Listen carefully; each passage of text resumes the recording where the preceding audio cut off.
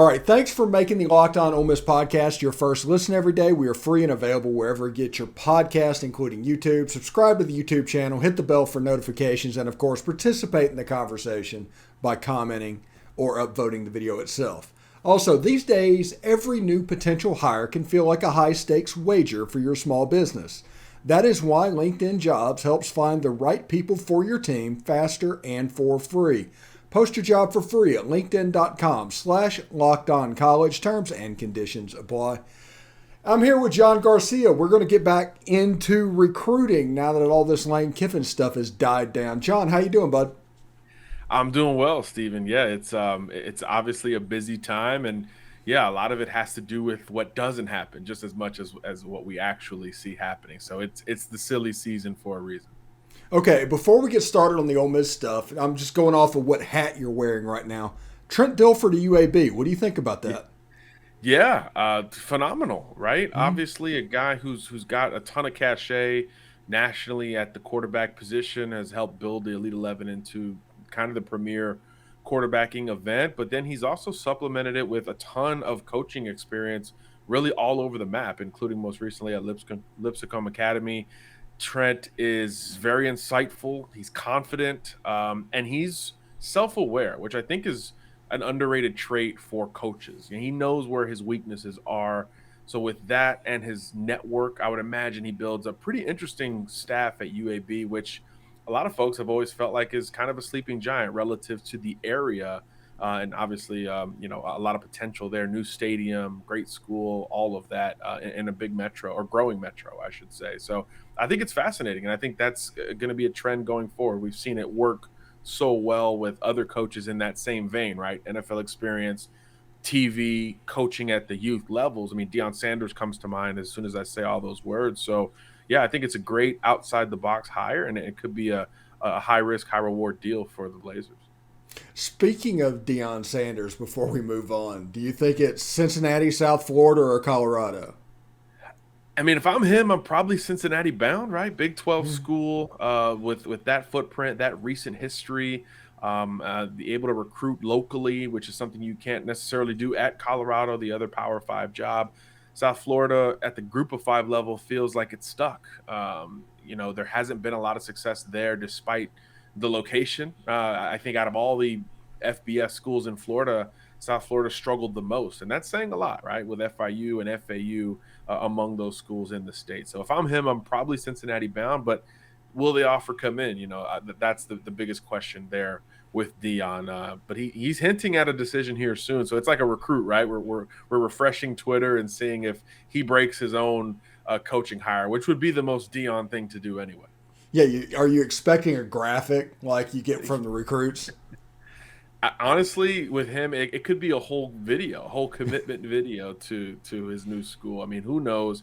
Fascinating. One of the, he's going to go down as one of the trailblazers in terms of just going outside the box from an athletic department standpoint, and obviously, kind of finding his groove at the right time of player empowerment. And he's kind of a bit of a poster child for that as well. So his his trajectory in and of itself will be fascinating, just in the sport overall.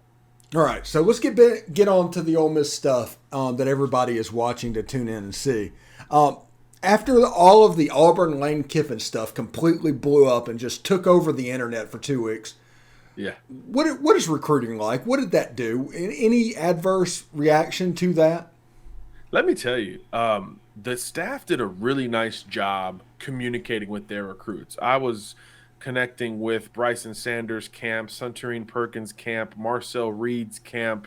There was very little worry from their camps despite all the noise. So I think the staff did a really nice job of neutralizing a lot of the chatter that was out there. Other schools try to take advantage of those situations, particularly with Perkins, who's, he'll be on flip watch until signing day, right? Until that letter of intent is signed, he's one to keep an eye on, the highest ranked commit in this Ole Miss class. But I thought the staff did a really nice job of kind of being unified and nipping these things in the bud as they popped up, including from Lane Kiffin himself, which is not easy to do when you're dealing with all of that. So the staff did a great job, and the kids were never really worried. So there was really no threat relative to that chatter, which is just not what we expect. Anytime there's chatter, you see movement in recruiting, especially this close to National Signing Day, December 21st. None of it happened at Ole Miss. I think that's an indication of Kiffin's true desire to stay there and the belief from these recruits that almost independent of Lane Kiffin, Ole Miss is stable and is going to be a threat for 10 wins every single year. There is a belief in that from the recruits themselves. Yeah, that's good to hear. So with signing day, December 21st, like you said, we are in the heart of flip season. So which candidates should Ole Miss be paying attention to for flips? Malachi Coleman, perhaps? Who knows? Yeah, he's definitely the newest one, right? Just a couple hours before we started recording, decommitted from Nebraska, the in-state school. Ole Miss was among the schools he was looking at before that point, but really Malachi, he hinted at Nebraska before he committed there, and that caused some schools to cool on him because they didn't want to waste the resources, right? You get a finite amount of official visits, and obviously those resources are coveted. So Ole Miss, Miami, a couple schools really kind of bowed out of that race when it appeared that he was Nebraska's to lose. So he did commit to Nebraska and Mickey Joseph at the time, and obviously since then, a ton has changed, right? Joseph is out, Matt Rule is in. Joseph has also ran into some legal trouble, so that looks like a totally different deal. So naturally, Coleman decommits today, and you expect those same schools to get back involved. Ole Miss, Miami, etc. The next question, though, is can the visit get set up? Right now, there's not a lot of official visits planned on the Ole Miss front, as far as I can tell. So how much can scramble mode, now that there is clarity with the coaching staff, how much can that lead to kids taking in Oxford over the next few weekends in particular? Coleman's one I would keep an eye on. I think Dante Dowdle in state is still worth keeping an eye on. He was supposed to visit for the Egg Bowl, but they kept winning, so he had to play a playoff game the next day. The coaches didn't want their players making any visits, but his camp did tell me that he might get to Oxford anyway before signing day. Of course, Dowdle, top running back in the state, if you don't include Perkins as a running back, committed to Oregon for quite some time, but both Ole Miss, Mississippi State, and others have really been working to flip him. Mississippi State is most recent offer as well. So depending on how that visit schedule works out in the end, Ole Miss absolutely still a threat to flip maybe the best skill position player in the state, which is a big deal in Mississippi, as you know. All right, John. Real quick before we move on to what's next with Ole Miss, what do you think is better in recruiting? Would it be to go to the Las Vegas Bowl that plays on December 17th, or is it to go to the Gator Bowl that plays on January 2nd? Which is preferable?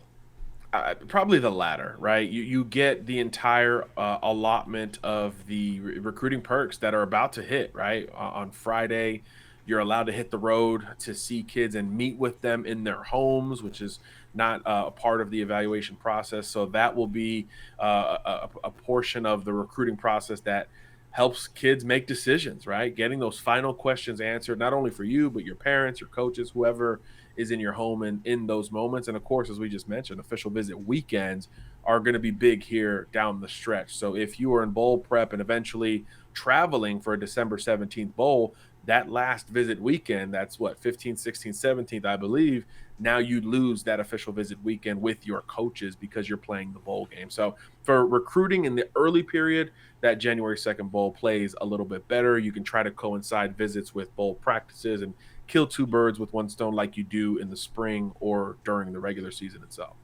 All right. So what's next for Ole Miss football and recruiting over the next 3 weeks? What do we need to be looking for?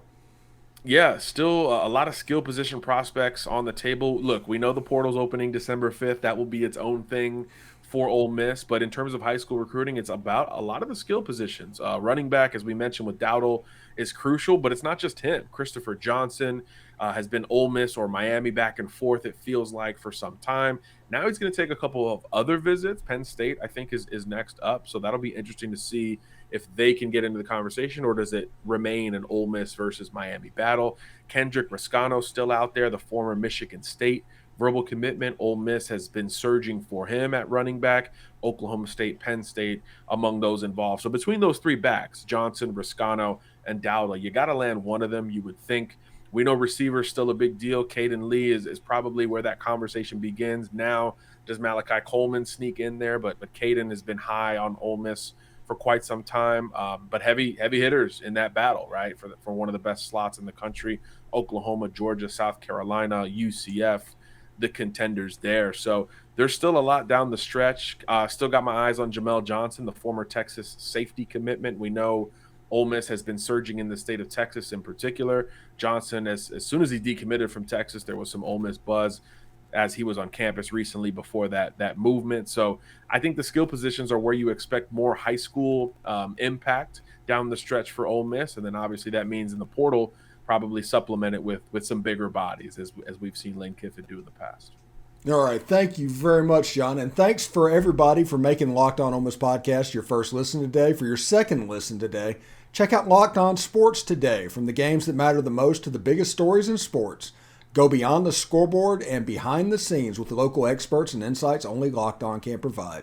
It's Locked On Sports Today. It's available on this app, YouTube, and wherever you get your podcasts. John, we'll get back together next week. We'll get an update on some things, and we're going to push towards early signing day and beyond, man. Sounds good, my friend. Sounds good. Thank you. All right, take care.